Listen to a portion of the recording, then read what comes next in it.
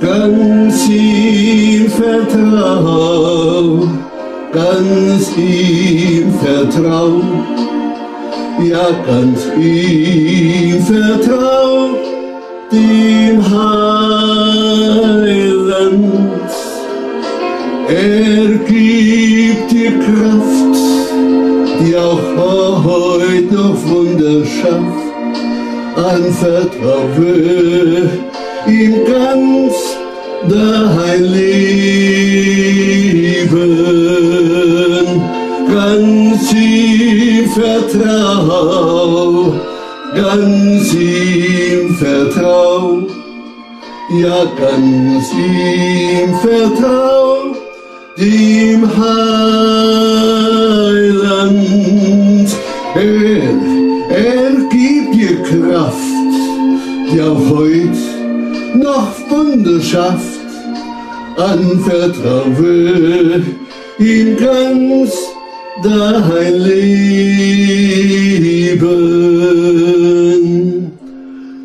Lieber Freund, darf ich dich heute ganz bewusst persönlich ansprechen, weil Jesus ist gekommen, um dich und mich von aller Sünde reinzuwaschen, frei zu machen.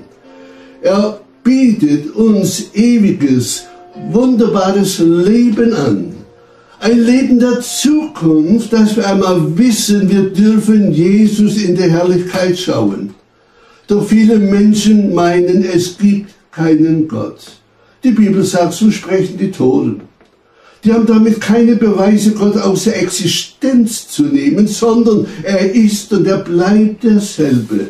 Und die Bibel sagt in Hebräer, Kapitel 13, Vers 8, Jesus Christus, gestern und heute und derselbe auch in Ewigkeit. Und um dorthin zu kommen, muss ich Jesus heute als meinen persönlichen Heiland annehmen. Und wenn wir ihn angenommen haben, ist er bereit, dein, mein, unser aller Name ins Buch des Lebens einzutragen. Denn wenn wir einmal im Himmel ankommen, dann wird er sagen, wir wollen schauen, ist dein Name im Buch des Lebens? Und hier lesen wir, und so jemand nicht gefunden ward, geschrieben in dem Buch des Lammes, der ward geworfen in den feurigen Pfuhl. Jesus hat mehr von Hölle gepredigt als vom Himmel, weil es ein schrecklicher Ort ist, dorthin zu kommen. Deshalb, es wäre zu schade, wenn du dein Leben wegwerfen würdest, nur um deine Meinung durchsetzen zu wollen. Lass doch Jesus dein Leben erleuchten. Lass doch Jesus dein Leben mal so richtig lieb haben, denn wir leben heute in einer total verkorksten, lieblosen Welt. Möchtest du Jesus erleben? Das ist deine Gelegenheit.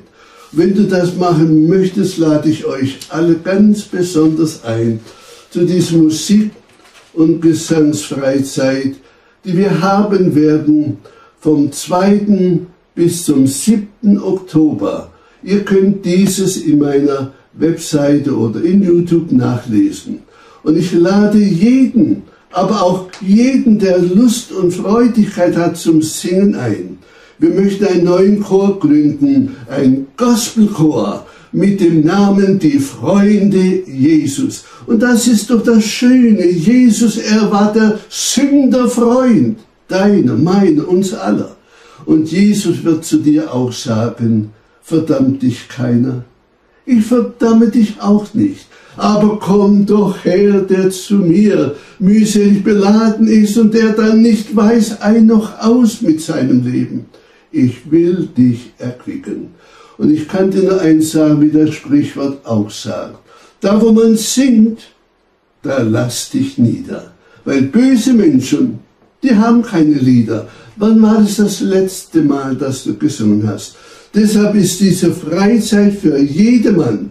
Komm und diene dem Herrn Jesus und du wirst von hier an ein herrliches, wunderbares, glückliches Leben haben, weil Jesus dein Freund geworden ist. Wir wollen dann das schöne Lied alle miteinander singen, als unsere Nationalhymne. Welch ein Freund ist unser Jesus. Oh, wie hoch ist er erhöht. Und wir möchten das neu erkennen, diese Wahrheiten in diesen altbekannten Liedern. Nimm mir Jesus an, er wartet auf dich. Und er sagt auch heute, so wir seine Stimme hören, verstocket euer Herz nicht. Jetzt ist der Tag des Heils. Ich möchte gerade jetzt für euch alle beten, die ihr zuhört. Herr Jesus, ich sage dir Dank für den Zuhörer. Und ich bitte für seine Seele, errette, was sich erretten lässt. Und gib ihnen eine Befreiung nach Geist, nach Seele und Leib, auf dass sie erkennen und erfahren eine herrliche Wiedergeburt, die nur du anbietest.